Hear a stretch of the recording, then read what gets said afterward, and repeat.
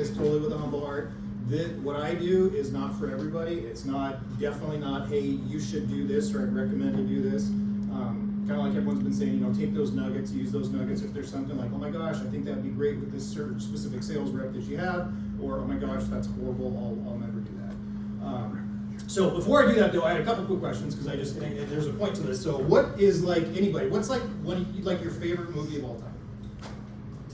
Gladiator. Gladiator. Yeah. Which one? You're talking like Cuba Gooding Jr. in the 90s, you're talking Russell Crowe? Russell Crowe. Russell Crowe. Okay, what's another good one? Shawshank Redemption. What's another one? Tommy Boy.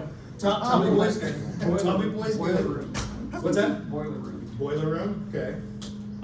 What's that? A Little Chaos. I've never seen that. Alan Rickman. Okay. You have to do When it that. flew over the cuckoo's nest. There you go. Star Trek 4. Star Trek 4. Ooh. With the whales. Wrath of Khan. Oh no, that's with the Was whales. it the whales? Let me go back to the 80s. Oh yeah, and Devil Wears Yes. Prada, right? Devil Wears Prada there. So anyway, my favorite movie of all time, which hopefully take this home, it's called Born a Champion. You probably never heard of it. Came out in 2021. The only big actor in it's Dennis Quaid. But if you think about favorite movies for me, that movie for me personally, it's got everything. It's got some action. It's kind of a mixed martial arts movie, but it's got romance. It really does. The romance stories, first 20 minutes into the movie, most girls are crying when they see that. It's really beautiful. The story's great. It's about fighting and not giving up, kind of like Gladiator. The reason why I bring that up is most of the time when you ask somebody their favorite movie, with the exception of Tommy Boy, which is probably one of the best movies of all time, there's usually an emotional reason behind it. You like it because it's dramatic, it's powerful, it has a good story. Kind of in conjunction with that, I'm going to jump to the other side of it. I had a job that I almost took about 15 years ago before I got into sales. I met this guy named Dan Jones, really common name. He was a pastor of a church down in Los Angeles, and his church was on 4th and Great, which is right in the Crip area, Bloods and Crip area. And he had a small church. He built it up, and then he also did an after-school tutoring program for children.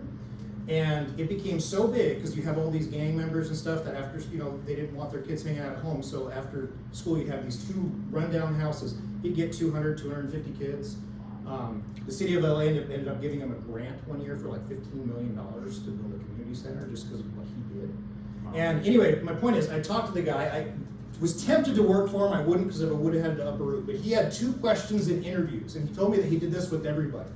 He said, hey, in a partner that I'm looking for as a coworker, I have 2 things I ask people. He says, number 1, if I'm doing something wrong as a leader, I need somebody that I'm accountable to that will look me in the eye and say, hey, you're being an asshole.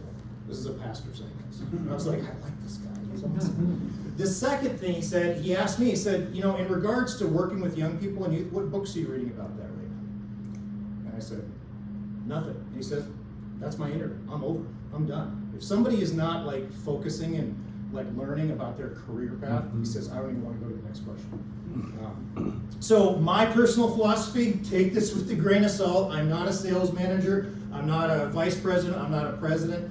One thing that I've noticed, and this is just how I operate about salespeople, I think the best salespeople for Walk-In Bass are people who go into that appointment for an hour and a half, like a movie, and they're just acting. People use that. But they're being emotional, they're pulling out, they're not being over dramatic, but they're just really being genuine and real with the customer. And on the same side, you have to know your product, you have to know the industry standard, and you have to just have the answer to every question. When I got into sales, it was with Todd and Nathan. Nathan pretty much hired me and recruited me, so it's all thanks to him. I'd never been in sales before, and I sold Leaf Guard for a couple of years, and I did okay. I did all right. I was never the top of the list, I was never the bottom, but I was always right in the middle. When I came over to Pacific Bath and Todd brought me over here, I just seemed to catch it and go, and I couldn't figure out why for the longest time. And the reason is this, it's because for me, and I'll say this, I'm not a strong seller. I'm really not. I'm a horrible closer. I lose jobs by walking away from jobs all the time. Now I know we're not supposed to say it, I get a lot of pickups because the way I kind of leave the jobs, but that's not my strong suit. What I did when I started working for Todd and for Pacific Bath is I started studying. And I'm not tooting my horn, I'm really not, about the Kohler walk-in tub and about air competition. I probably know more than any of you in this room about the technical aspects of it. And it's just because I've studied over the years. I've talked to a couple people at Kohler. I have a friend who works at Kohler. When I get asked by a question by a customer, I had a customer about a year ago ask more of the technical questions about the motors and the heater core. How does that work? Where's the documentation? Where's the information from Kohler about that? Our answer, everybody I've ever talked to said, oh, that's proprietary for Kohler. We don't have it. No, it's a 17-page document about the motor systems, and I have it. But nobody else has it because I just went and found it. Because that's what my customer wanted to see. I got it for him and sold the job. So, like, there's a lot of things about this bathroom you don't know. What's it made out of? Gel coat. Gel coat on the surface. What's the core made out of? Yes, and what is mixed in with that? Stone. My ring's on my finger, that's stone. There's a stone mixture in it. Anyway, my point is, I think the best sales reps for walk-in baths, again, are gonna be people that are super passionate about their customers, and then also people who just, they wanna learn. They wanna soak up information. This is not can-all and do-all, but what I've seen, the most veteran, sales experienced people who use all the sales vernacular and everything else, they tend to not be the best at it. Now, there's exceptions to that all the time. So as far as kind of going into how I run appointments, just kind of going through the 10 steps, kind of in that process, and I'm not going to focus on everything. I'm just going to focus on what I've heard these guys do who are sales masters, and just kind of what I do a little bit differently. First one is preparing for the sale, and everyone, we talked about appearance. I've seen probably, 3,000 customers since I've been with Pacific Bath. Not one of them knows that I have a tattoo. I don't wear shirts like this. I wear long sleeves.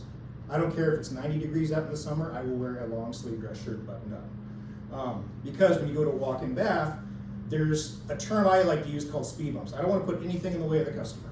I want to look clean. I'm usually going into somebody who's 65 or years of age or older. I don't want them to prejudge me because I have arm tattoos. Does that make sense? If you have I'm not saying don't, if you have a rep that has hippie hair or a bunch of earrings and stuff like that, typically they're gonna get kind of prejudged. Now, can you work past that in a home with a customer? Of course you can. I just don't wanna put things out in front of me that get in the way. Does that make sense? So I have my button-up shirt, I have my bag. I do things a little bit differently. I go up to the door, I have my binder, I have my laptop, I bring in that big honking bag, I carry it right away. Now, occasionally I go back to the car to get it. Most of the time I just bring it up there. I do what Nathan says, I kind of make the joke, like, don't worry, I'm not moving in, blah, blah, blah. When I get into the house, I kind of go upstairs, I start doing discovery. One thing that I'm a firm believer of, and everyone's said it in different ways, our presentation, or whatever your presentation is, I don't like the word presentation, I like the word conversation. My slideshow, which I'm not gonna go through it all with you, it's 16 slides. That's it. The videos, and again, this is me, the videos from Kohler, I don't use them. I don't like them. I'll tell you why. It's because I think especially the shower video, that animated shower video, have you guys seen that? I'm not a big fan of that because when I get to the end of my presentation, that in 60 seconds just looks too simple what we're doing for $20,000. I'm gonna spend more time and detail out the install we're doing for $20,000. So to me, it's too simple. The Mary video, I have shown those before. They're not bad, they're good for a lot of people. For me, I don't want somebody speaking for me. I want their focus to be on me, if that makes sense. So getting in the house, doing discovery, I'm very low key. I go into the bathroom with my notepad, my tape measure. I do use a laser tape. I think it also looks more professional with customers as well. Start doing discovery in the bathroom. Discovery is about, hey, their bath space, what's working for them, what's not working for them. It's also about, like everybody else has said, when you walk in the house, you've got to know the customer and be looking for clues. Is there, a cross on the wall with rosary beads hanging from it? Is there, how many pictures of grandkids? Is there 2 dogs kind of nipping at my ankles? Things like that I'm going to turn into a conversation just to get to know my customer. I'm usually in the bathroom for 2 minutes, usually. Now, sometimes if the customer has a question in there and I'll go over this more in a second, and they want, I don't give them answers. Like Todd said, I do agree, you shouldn't start selling in the bathroom. Sometimes I do kind of show them, like, hey, getting in the tub. I don't care what their tub looks like. If it's wet on the inside because they took a shower, if it's gross, I will step in there without my shoes on. I have to, let them know I am comfortable in your house, even if it is gross. as you know, as your salespeople, and I would obviously teach you, if you get out there and they offer you a cup of coffee, what's the answer? Yes. Yes. When they offer you a drink, when you need a few minutes to price up your job or something, what's the answer then? Hell yes. Do you pack up your bag? No. You're planning on staying there. But anyway, so you gotta let them know that you're comfortable in their house. If their hands are gross and dirty, do it. If they offer you some sesame seed, blueberry, pork flatbread, yes, that's a thing I've actually eaten. You offer it, or you eat it. It was disgusting. But you do the discovery. I get to the table where we're meeting. Now, sometimes if the customer, if they have mobility issues and they want to sit on the couch, I won't talk them into the table. I'll do the couch thing. I'll grab a chair. I'll use my bag as kind of its own table. And then I start, basically asking some other questions, like, hey, how long have you thought about the walk-in tub? I do it very nonchalantly. I don't have a list I go through. I know in a lot of sales training we go through, hey, here's 3 points, here's 7 points, here's 10 steps. I'm just really having a personal conversation with them. Talking about their dogs, talking about my dogs, talking about my kids, talking about their kids. And then when I get into the presentation, which everybody has their own presentation, and this is just the way I do it, it's not the right way to do it, I first talk about Kohler. I say Pacific Bath one time in the appointment, unless the customer asks me, it's when I'm at the front door. And west from Pacific Bath. From then on, I use the word Kohler. Why? If I start saying Pacific Bath, Renuity, Titan, Kohler, it gets a little convoluted. That can be a little bit of a speed bump. Now, if a customer asks me about Pacific Bath, I gladly explain the relationship if they want some information about that. I talk about Kohler's company story about 30 seconds. That's about it. I know there's a lot of slides for it. I say, hey, Kohler, 150-year-old company. There's actually a town in Wisconsin called Kohler. That's where your stuff comes from. Never, huh? And basically I say, hey, it's family owned to this day. Show them the picture, kind of in the slide. A lot of times customers, when they're older, they have questions. Oh, really? I didn't know that. And if they ask a question, oh my gosh, I will expand on Kohler all day long. But I want to get to what they're interested in. I don't want to lull them down to sleep and then kind of have to try to wake them back up. After company story, I get into basically, I kind of just jump right into it, kind of other solutions for bathing. I don't get into mobility issues and safety a lot. Specifically, I don't really do, and again, this is not the right way to do it, I don't really do the cost of, private rooms and things like that. I don't really go over that very much. I kind of just jump right into it of features of the tub. I'm a big fan of focusing on what Kohler does differently than other companies. And to do that, your sales reps need to know what other companies do. You need to know what the other companies are, not only what they provide, but also what they're saying about us. So when I get to start talking about the tub, jumping into the things I get into, obviously I don't have a tub in the house. This is my bathtub. This is my best friend. I'm sitting talking with the customer. So first thing I say, hey, let's get right into it. Let's talk about how we build it. And then I explain basically the bathtub. I explain, the look of it, how it looks very modern and contemporary. A lot of these tubs look like, geriatric things that belong in a hospital. Dimensions, I talk about 4 things. Step-in height, which everybody talks about, which is great. Door size. You want to talk about door size. Now, if you have customers, and I use my notepad, and this is going to be a really horrible drawing. I say, second thing that a lot of customers care about apart from step-in height is the size of the door. And I ask people, have you seen walk-in bathtubs on the internet? Most people are like, oh, you did some Google homework, seen some TV commercials. Every door you'll ever see is either shaped like this or like this. They're much narrower at the bottom than they are up top. You get customers nodding their heads, and that is literally every brand. Doesn't matter who they are. That's like Safe Step, that's like American Standard, and then you have all the rest. And have you ever wondered why they do that? One of the problems is, besides step-in height, is how big this door is. You don't have a lot of room to kind of get in and out of the bathtub. Companies design their doors like this because their seat system takes up so much room, they can't do a uniform door because their floor panel is so short. I don't know if you guys knew that. Average floor panel on a walk-in bathtub is 20 inches long. How long is Kohler's? Longer. I know, most people don't know. 26. 26, yeah, it is 26, right, exactly. So, and it doesn't sound like a big difference. So one other thing, when you're being, in my opinion, when I'm with a customer, is I get very, I get very animated. I get my chair, I get my bag, and I basically be like this. And some of you are wondering what these blocks are. And this is not Pacific Bath standard issue. This is something I've just done for years. I made these. So I said most doors, you know, industry standard, are only about 13 inches wide at the bottom. That's it. Now they get wider up top for our hips to get in the tub. But here's the problem. If you have a door that's 13 inches wide, you have a floor panel that's 18 to 20 inches long, this is how much space you have in your bathtub. Presents 4 problems. Number 1, doors open in.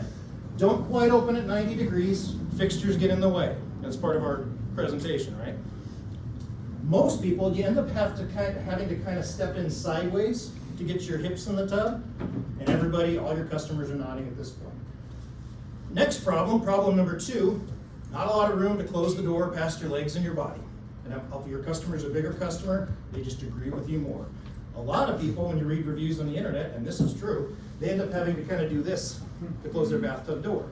And you've got older customers with major mobility issues that are watching me do this, and they're like, I can't do that. Problem number 3, and I say this, which we'll come back to, if you do want a stand-up shower, this is not a lot of space to shower.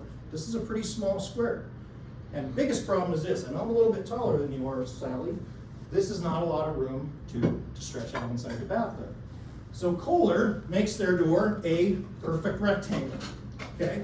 And then you have a floor panel that is 26 inches long, which is one of the longest in the industry. So this is basically how much space you have in the tub. Door opens in at 90 degrees, step over your 2.5 inches. You've got your rails to hold on to, which we haven't got to yet. I said I'll come back to that. You have a lot more room to close the door. You got a lot more room to shower. Biggest thing is you got a lot more room to stretch your legs out inside the bathroom. Most people with walk-in tubs, they think about stepping height. We do have one of the lowest in the industry. If your sales rep has done their homework, they understand construction, I usually say it's 2.5 inches. Because if it's, you got a subfloor, drop down, you got tile underlayment, it's gonna be 2.5 inches. If I have to put it on top of a slab, it might be 3. I basically say, hey, low step in height, we have the big uniform rectangular door, longer floor panel for showering, stretching out your legs, one of the widest seats as well. And then you ask people, is that important to them? You get a lot of our customers a lot bigger, and when you go over those things with them, that's a game changer. So, any questions about that? And I ask the customer. Most of the time, they don't have any questions. I have a question. Dave, Yes. who manufacture these? The West blocks? Yeah, the No, West Blocks. blocks. No, we don't. No, can we? Oh, can we? Of Yeah. course we can. I already have it, I'll take it back to our person. You just do competition. Oh, by the way, and oh, I forgot to mention step and height. Before I get into door size, I talk about step and height. Most tubs are 6 to 7 inches tall. This block of wood, I joke, this is just a block of wood. This is 7 inches tall. And I said, Kohler does have one of the lowest in the industry, and it's just 2.5 or 3 or whatever it is. This is 2.5. So, and this is only cut for this length with the door to be equal 26 inches. And then this is obviously only cut with this length with this to make kind of like the competition size. So I came up with this idea, I don't know, 6 months after I got started. And the reason I did is, again, and I'll be honest, I'm not a great seller. And for me, I kind of thought about what my friend said. And I was like, you know what, I've got to do something to make myself better. And so that's where I was like, I got to learn, I got to study. And I was like, well, how can I make this come alive to customers more than just me using a chair and a tape measure? So that's where I did this. Is this going to work for everybody? I don't know. Makes your bag a hell of a lot heavier. So that's it. But anyway, dimensions. Is that the only thing in your bag? Not the only thing. No, that's not. That's half my bag. He's got a rabbit in there. Yeah. But I do like going over dimensions. I like going over door size. Door size is something that, again, the only reason why I thought of it is because honestly, you look at all the other tubs out there. I don't know if you guys know how many models of walk-in tubs that are available in the U.S. Last I counted, it was 53. Now it's not 53 manufacturers, that's 53 different models, is because I want to know the competition. Now some are off-the-shelf pieces of garbage, and then you have your nicer, Ellas and, Xenon out of Canada, things like that. Some companies you might not be familiar with. You won't run into them all the time, but gosh, if you know the answer to every single question, they're going to look at you as the expert. That's what my strength is, because selling's not my strength. So I want to know the answer to everything, and again, just being sweet and personable and kind of joking with the customer. I have a personal rule. If I get a really cranky customer, I have to get them to laugh within like 20 minutes. And usually I can do it. So usually I embarrass myself. But I can do it. So anyway, after dimensions, I basically go into, in company story, I price condition right before that. Sorry, I kind of forgot that out. By the way, when I show, the only reason I opened my laptop was for this. When I draw out this picture, I give them some examples. Hey, just to give you some examples, here's some of these doors I was talking about. And these are just some random tubs out there. And I kind of, just go from one to kind of like the U-shaped door to, again, high step in U-shape, safe step tub. I personally, on purpose, left the American Standard one with the name on there because we run into that a lot. So I wanted to know, like, hey, that's your bad door. And then I land on a safe step and I kind of finish that down. Showing competition pictures, I think, against this more beautiful tub, going over dimensions can be a nice killer of the competition, but also really what makes ours look a lot better. So, any questions about any of that, Ian? Where you don't spend a lot of time diving deep into pain points, how do you avoid the adult kill later, and then how do you build up enough, like they've never talked about this and they've been falling down on the floor, like how do you get that out of them if you don't? That's a great question. So in my discovery, usually that kind of stuff comes up in conversation. Okay. I get very personal with the customers, I ask them about, hey, what's not working with this tub, what are you dealing with? I don't sell on fear tactics, and I'm not saying, we do it all, but I don't sell on that at all. Two things I'll tell you at the end, well, I think it's three things at the end of my appointments that happen, and I don't know why. Todd used the term secret sauce. I don't have a secret sauce. I can't figure it out. Three things that happen. Number one, most of the time, people are either buying our tub or they're not buying a walk-in tub at all. I want to sell them our tub, but also I don't want them to buy something else. Second thing that happens, once or twice a year, I get customers try to negotiate the price with me. That's it. They do not try to price negotiate. I do not know why. I can't figure it out. So, well, actually, it's just those two things. So anyway, That's why when you review his paperwork, there's no money off of any of the tiers. It's incredible. if there is money off, to be honest, sometimes I make a mistake. Now, one little thing I do, and again, this is not company protocol and practice, and I don't teach this on ride-alongs and everything, is I'm a big fan, again, I don't like putting speed bumps in front of the customer. So occasionally with a couple of our walls, we have some little price differences. Our brushed nickel polished chrome tubs, all the same price, with shower package for brushed nickels, $150 more.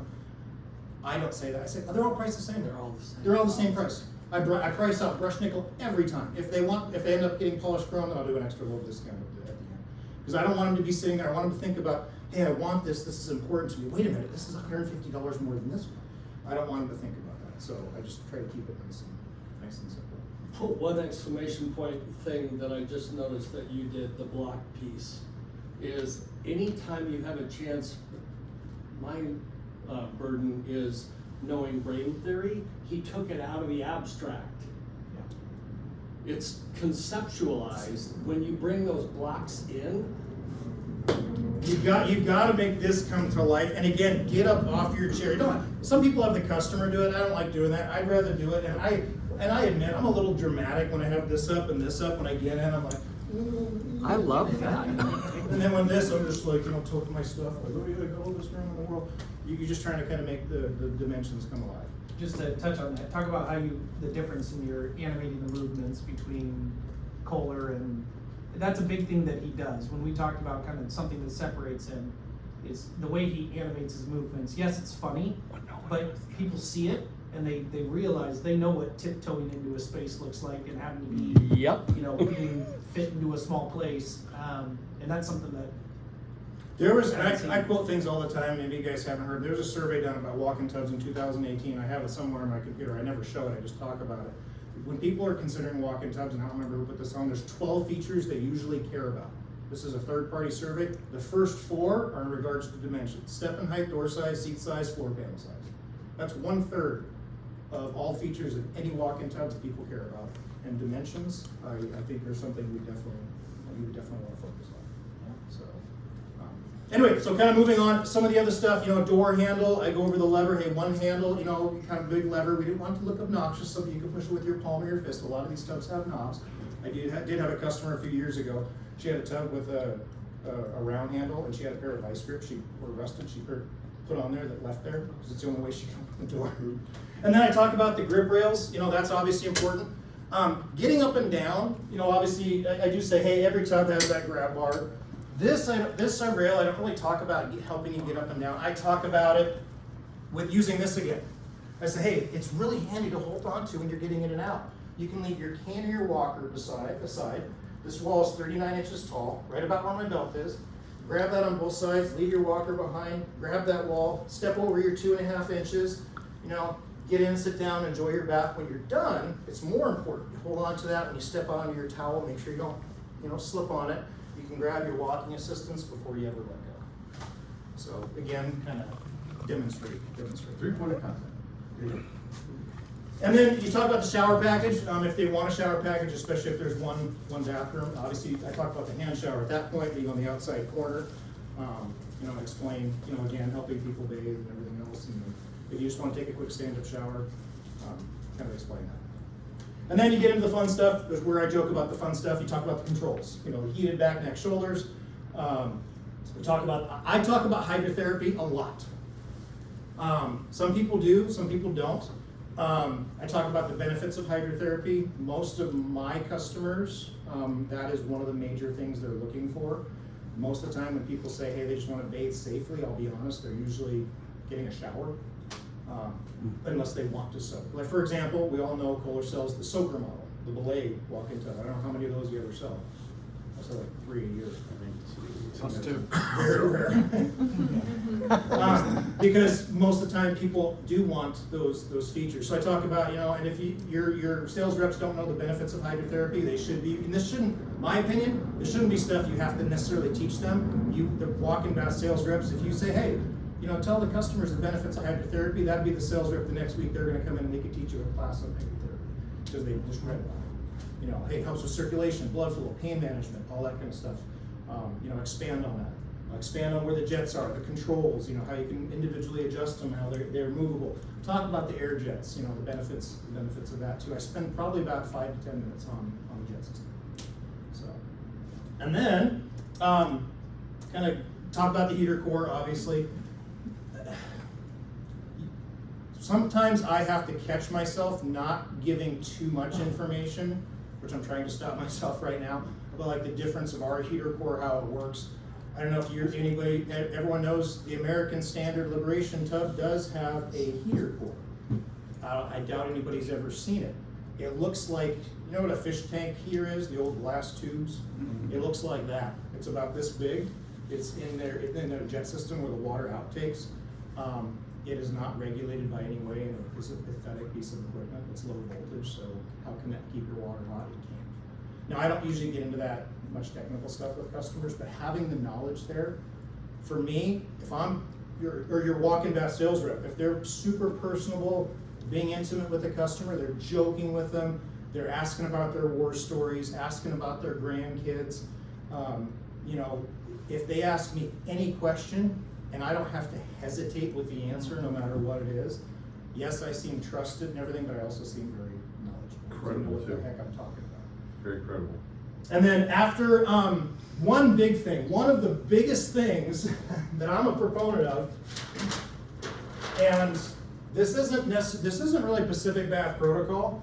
Everything is prefaced with I this is know, not right? Pacific Bath I Protocol. cannot say Why did I this. bring this guy here? Now this, more than anything though, as far as presentation, this is something I'm very passionate about. I think it should be Kohler, Pacific Bath, I don't care what your company's protocol.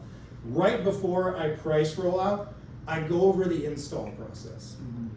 And I have my notebook. Where the heck? Oh, it's right over here. I It's- set it over here. Yeah, so It's I have my underneath notebook. mine. I'm gonna show you this from a distance, just for fun. This is just my notebook I take into every job, very high tech. This is how good my drawings are. They're ridiculous by the time I'm done with it. By the time I'm done talking about an install, that's not a good one. My tub drawings are, actually that's a bad one too. They're pretty pathetic. Where's all my drawings? Because I kind of draw like a football coach, kind of say, hey, do this and move this way, do this. The reason I going over the install is a lot of times I've seen sales reps, and it's not because we don't teach it in training, it's just because they don't think about it. Like, oh, we install it in 2 days or less. And this goes for showers too. to me, right before I'm about to say, hey, this is a $30,000 bathtub, I don't want Mary to speak for me on the video. I don't want the Luckstone animated thing to say, ooh, 3 walls, pan, doors, caulking, done. So I have so here's your process. You know, and I joke about my drawings. I was like, here's your bathroom, here's your bathtub, you know, here's your toilet, you know, you kind of get what's going on. So first thing we do, we come in, and I'm gonna go really fast, even though I don't do this with the customer this fast. We mask off your floors, you know, want to protect them, especially your towel in the bathroom, and put a vapor barrier up over the door. 2 things we have to remove for day 1. We have to pull your door frame. We can't even get our big tub in the house. We have to pull that. My finished carpenter will put it back in, re-pin nail it. That's all on us. And my plumber, a lot of times, he has to remove the toilet, just because it's kind of in the way. Customer's like, okay, great. Then once we do that, we demo your existing bathtub. Pull out your bathtub, open up your walls, get to all the original plumbing from 1968. Open up this wall, open all the insulation, get down to your subfloor where your drain is. Talk about damage, how we'll repair any damage, we'll assess that once it's all opened up. And then, I usually joke with customers then, in this install, which most of you probably know, we have to do what's called reverse your drain. And then I said, we open up your subfloor, pretty much the length, we want to see those floor joists.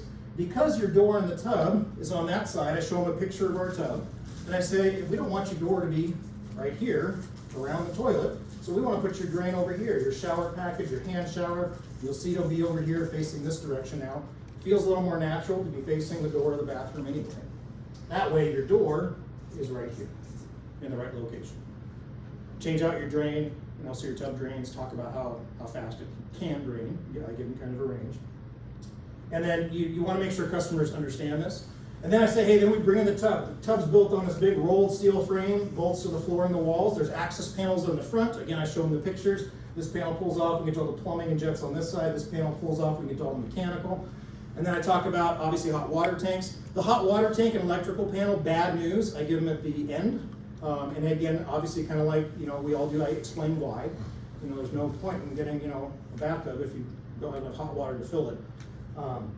So I explain the hot water tank, how we put a booster system on, how we replace it. Hey, we're gonna do a sub panel. We'll put in 2 circuits. Those are designated for the tub. We use a certified electrician for that. Once everything's done under the tub, we seal up the walls above it with new backer board. We put up our the Polar Luckstone as our wall surround. Hey, it's big enough to go floor to ceiling. It's what I'd recommend. You don't pay extra for it.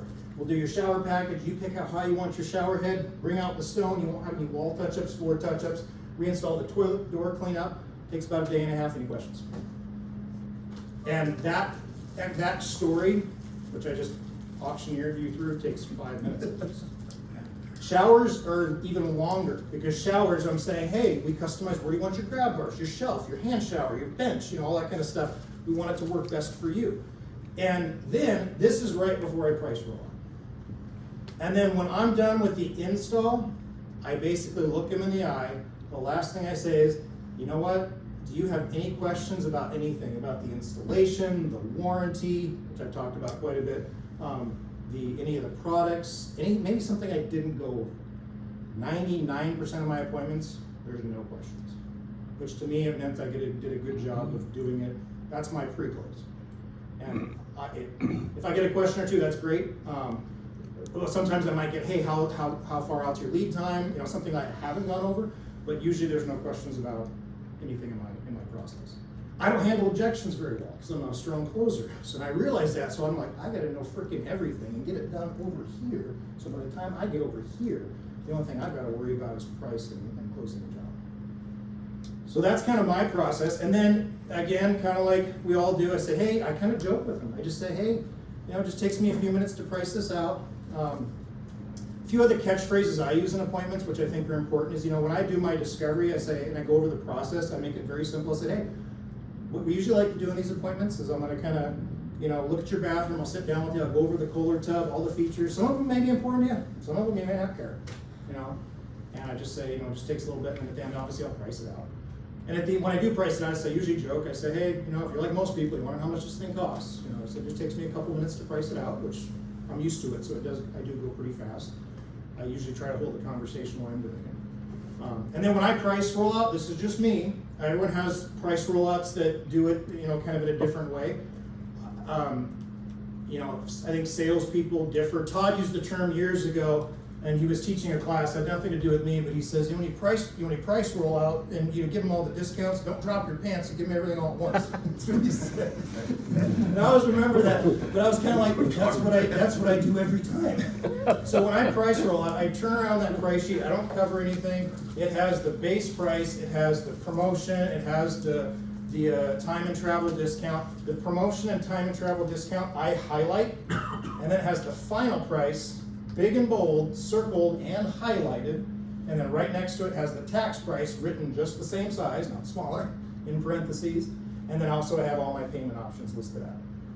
And I say, here's your price, here's your promotion, here's the time and travel discount. I literally roll my eyes when I talk about that. I said we have a time and travel discount, like most companies do. Then I explain why we have it. And said, here's your final price, pre-tax, post-tax. I let it sit like Nathan says. He's absolutely right. Let it sit for a minute. If there's too much silence, then I go into payment options because I have them written down. I do 1, 2, 3. Cash, check card, same as cash plan, and then monthly payment option. It takes me about 2 minutes to go through all those. And then obviously porch lighting, that's a good one. I stay in the house. I don't like doing that. I'm gonna go call because it acts like I have something more important to do other than talk to them and wait for them. I don't like doing that. So I usually do like, oh, you know what, I forgot to take pictures of your bathroom. You mind if I go up there and take some pictures and like measure it out fully? And they're like, yeah. And when I'm upstairs or in a different room, I usually whistle or I hum because I want them to know that they can hear how far away I am. And especially if I'm not that especially if I'm not that far. And then I usually, for me, measuring out a bathroom, taking pictures takes me 20 seconds. Obviously I take 3 or 4 minutes to do it. I just sit there and play around on my phone, and then I go back down and kind of hop right back into it. And the reality is, that's how I run my appointments. That's how I close. Now, at that point, if the customer, now this is horrible. This is not Pacific Bed. This is horrible. At that point, they usually say they're buying it, or they need to think about it, they need to pray about it, they need to do whatever. I almost never push back. I'll pack up my bags and be ready to go. Now, a lot of times when I pack up my bags, I've accepted that coffee when I was pricing it out. I sit there, I talk to them, I get back into the conversation about the dogs, kids, grandkids, house, war stories, all that kind of stuff. A lot of times, those conversations start turning back into the tub and closing the tub. I am the king of walking away from jobs that honestly, and I know I do that for a fact, I guarantee it, I walk away from some of my jobs that a good closer would definitely be able to close. Now I guarantee I also get callbacks, which again, we don't train for. I get 3 of those a month, maybe 4 sometimes. My callback follow-up, by the way, people always ask, I don't do one. I don't call, I don't email, I don't text, I don't do anything. They call me every time. So now sometimes I get a callback where maybe a salesperson might push them too far. So it kind of balances out. So something Wes has that nobody else has, and you can't explain it. We all have those sales reps within our organization that when they walk in, everybody likes them. They're charming. There's not one person on this planet that I know of, and I've known Wes for years, that dislikes him. Everybody talks well. My wife loves him. When he's come over for dinner and everything else, he's just a great human, and you cannot teach that. So what he does is he goes in, like he says, not Pacific Red Protocol, but he is nonchalant. He doesn't come across like a salesperson. He comes across as, hey, you called me out here, thank you, let me show you what we have. I have all of the answers, and they feel so comfortable with him that they buy. And I think it's important to, whenever you're bringing on a salesperson, you look at their history. I mean, if you want to, in 2 minutes prior to working for LeafGuard, what was give me your, well, I know your 3 main, but your background prior to LeafGuard. I worked for the International Fighting Arts Association, which was UFC before there was a UFC, and I was a youth pastor at the same time, and then full-time, and then I worked construction on the side. So where he approaches his presentation comes from his background. The youth pastor side of the background, he's able to connect with customers, does care about them, all of that. That's actually how Wes and I met. He was my youth pastor back in the day. And now he's my boss, which is really weird sometimes. I remember when I was in junior high. But then he uses all of his construction knowledge, and he's truly, we've taken a lot of this stuff that he talks about and trained our reps on it, but you'll see that his is heavy construction because that's what he's comfortable with. That's what he's knowledgeable with. And I mean, it's made a huge difference. And if they don't buy, he kicks their ass. but it's tough because I could say that, man, I wish everybody would do it the exact same way Wes did. But you have to, as your leadership teams within your own office, you have to figure out what's going to work best a little bit at first as a whole for the entire organization. But then if you have somebody that's performing, that's not ticking off your customers, Wes's rescission rate for the year is 3.5%. He doesn't get rescissions, and he also doesn't drop price. And yes, he gets 3 or 4 pickups a month, but in the grand scheme of things, it's when you've written $3.5 million, getting 3 pickups isn't a lot. You let those people do it the way that they want to do it, as long as they're, Ethical, Ethical, truthful, have good yeah, integrity. exactly. Well, so this goes back to what Nathan had said, and that is, we do not train everybody in walk-in masks. We all have those sales reps that can sell, and everybody has one in their organization. That guy